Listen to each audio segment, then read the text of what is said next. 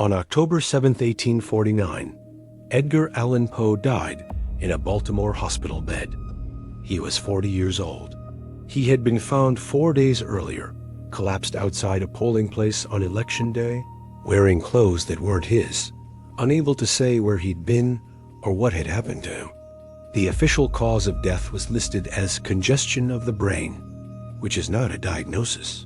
It's a placeholder, a way of writing something on a document when you either don't know the answer or you don't want to write the real one. For 175 years, the death of Edgar Allan Poe has been one of the most debated mysteries in American literary history. Tonight, we're going to go through the evidence, all of it, step by step. And at the end, I'm going to share a theory that nobody has proposed before. A theory that I believe finally explains the one detail that has never made sense. A name Poe kept crying out as he died: Reynolds. Welcome to Erased Knowledge. I'm your host. This is Thursday's Deep Dive. Get comfortable. This one takes time to build, and it's worth it. Section 1. Who was Edgar Allan Poe? Before we get to the death, we need to establish who Poe was, because it matters. Edgar Allan Poe was one of the most famous writers in America in 1849. The Raven had made him a household name. His short stories, The Telltale Heart, The Fall of the House of Usher, The Murders in the Rue Morgue, were widely read and widely discussed. He was also a man with a complicated history. He struggled with alcohol throughout his life. He had periods of serious instability. He had enemies who were happy to use those struggles against him. That reputation became the official explanation for his death almost immediately. Poe drank himself to death. Poe had a breakdown. Poe's dissolute lifestyle finally caught up with him. It was a convenient explanation. It fit the narrative people already had about him. And it was almost certainly wrong. Section 2. The last known movements. Let's establish the timeline, because the gaps in it are as important as the facts. September 27, 1849. Poe is in Richmond, Virginia. He attends a meeting of a temperance society, the Sons of Temperance, where he has pledged to stop drinking. By multiple accounts, he is in good spirits, healthy, sober, looking forward to returning to New York. He boards a ship to Baltimore, intending to stop briefly before continuing north.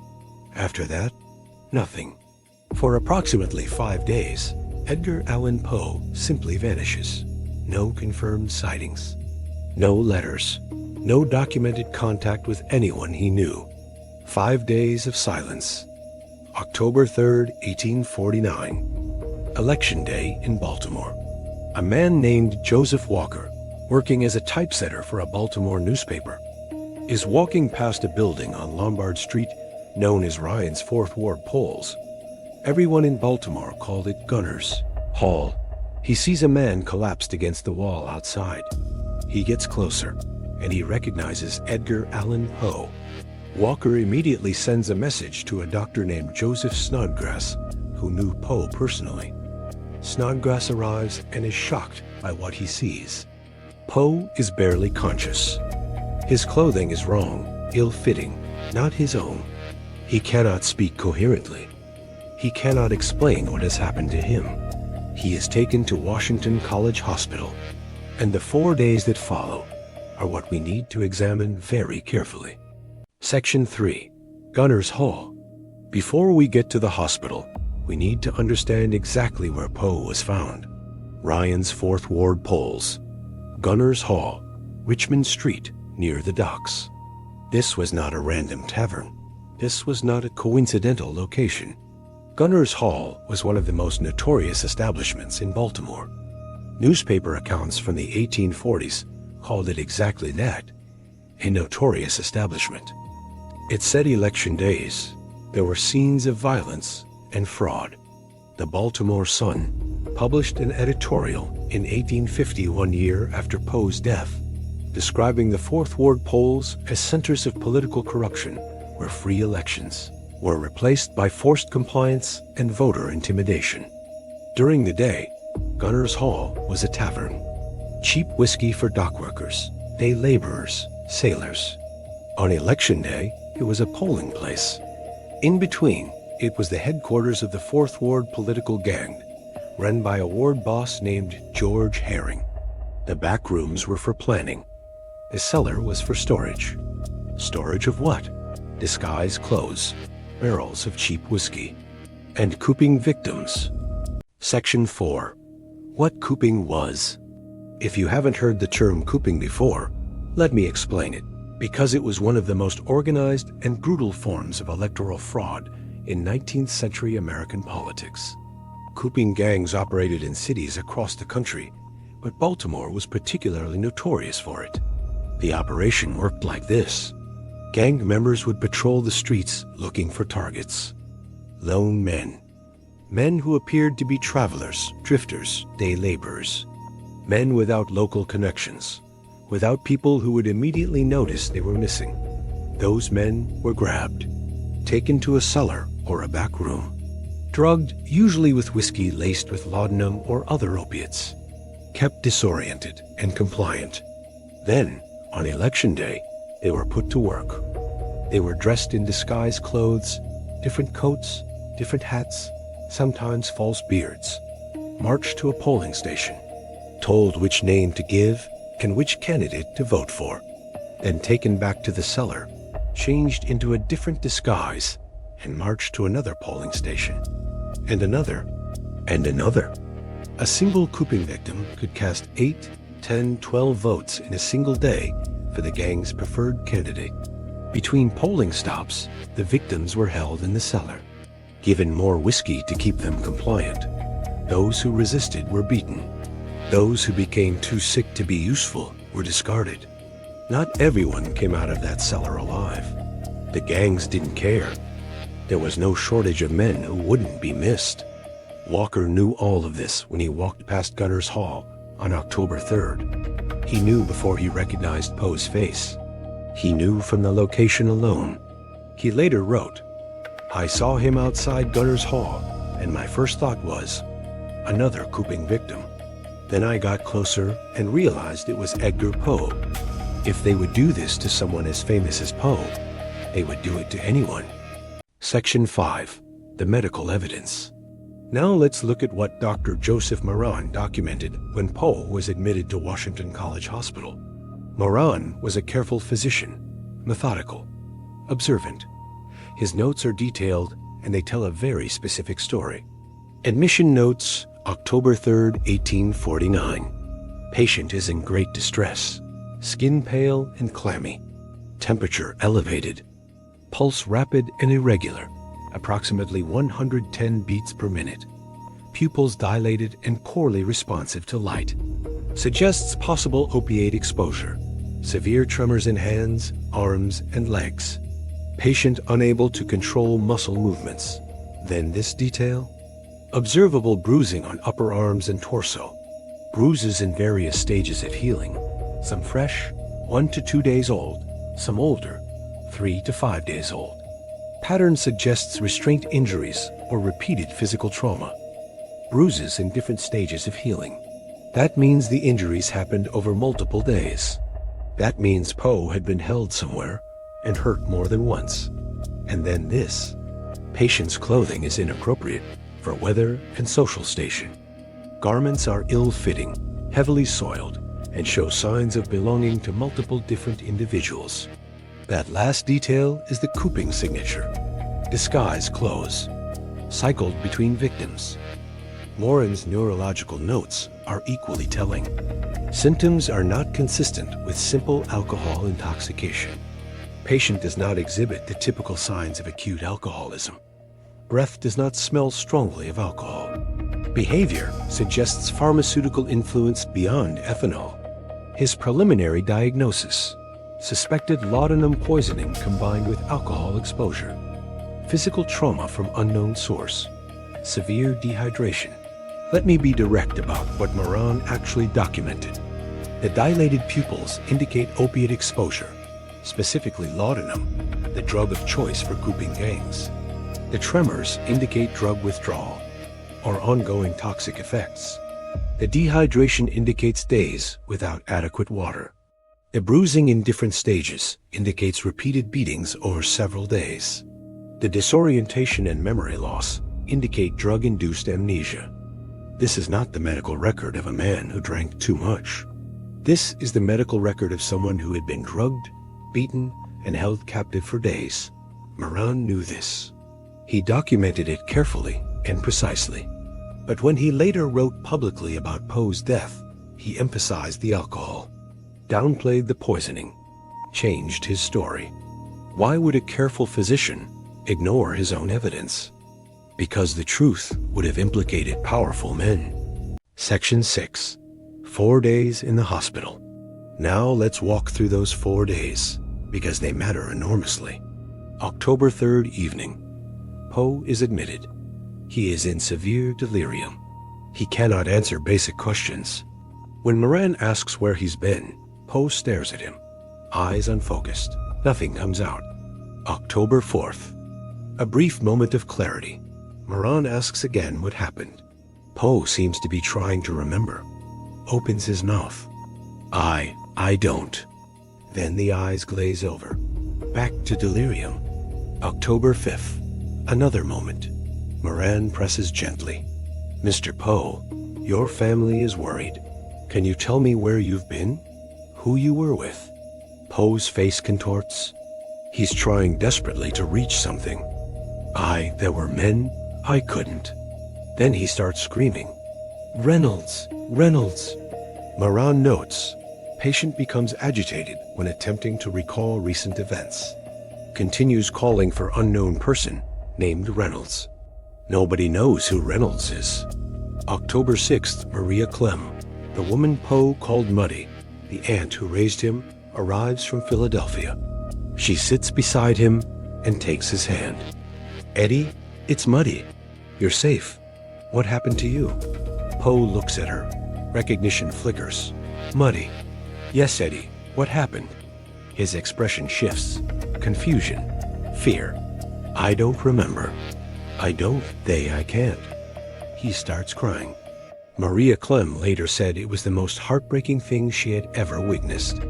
Her Eddie, always so precise with words, so exact, so articulate, unable to form a single complete sentence. October 7th, early morning. Hours before his death. One final moment of near clarity. Moran asks one last time if Poe can tell him anything that might help. Poe looks at him, eyes briefly focused. He whispers, Reynolds knows. Then louder, Lord help my poor soul. Those are the last coherent words Edgar Allan Poe ever speaks. He dies a few hours later. Section 7. The Reynolds Mystery. For 175 years, scholars have tried to explain that name. The leading theory is that Reynolds refers to Jeremiah N. Reynolds, an Antarctic explorer whose work inspired Poe's novel, The Narrative of Arthur Gordon Pym. A deathbed literary reference, Poe's damaged mind reaching for a name that meant something to him intellectually. Other theories suggest a Baltimore political figure, a doctor, a casual acquaintance. None of them explain the emotional intensity. Think about what we actually observed in those 4 days. Poe didn't mention Reynolds once in a moment of confusion. He called the name repeatedly, across multiple days, from deep inside delirium. He called it when he was agitated, when he was trying to remember something, when his conscious mind was trying desperately to surface something his damaged memory couldn't fully reach. And he called it with grief. Reynolds. Reynolds. Not find Reynolds. Not, I need to speak with Reynolds. Not the way you call for help or information. The way you call for someone who is gone. Maria Clem witnessed Poe crying. She said it was the most heartbreaking thing she'd ever seen. And in those moments of grief and delirium, the name that kept surfacing wasn't a loved one's name. Wasn't Muddy. Wasn't his late wife Virginia. It was Reynolds. A name nobody recognized. A name that meant nothing to anyone in that room. Which is exactly what you'd expect if Reynolds wasn't a public figure at all. Hi, I wanted to stop narrating for a moment to talk to you directly. What I'm about to share is my own personal theory. I've researched Poe, the Poe case. I wrote my master's thesis on Poe. I've read the scholarship. I've read Dr. Moran's notes and Walker's account and everything Maria Clem left behind. And I don't believe any of the existing Reynolds theories fit the evidence. Here's what I think. I think Reynolds was a fellow Cooping victim. I think Poe was grabbed off the streets of Baltimore sometime around September 28th or 29th. I think he was drugged, taken to the cellar at Gunner's Hall, and I think he was not alone in that cellar. I think that Cooping operations held multiple victims at a time. They grabbed anyone they could off the streets, dock workers, travelers, day laborers, especially men without local connections that could come looking for them. And I think one of those men was named Reynolds. I think Poe and Reynolds were held together in that cellar for days at Gunner's Hall, drugged together, beaten together, marched to polling places together in different disguises, and then brought back to the same cellar where they probably had some sort of interaction. And I think Poe watched Reynolds die there. Maybe beaten too hard by a gang member who lost patience with them, or maybe overdosed when they gave him too much laudanum and he passed away. Maybe simply left in the cellar floor when he stopped being useful and wasn't strong enough to survive it.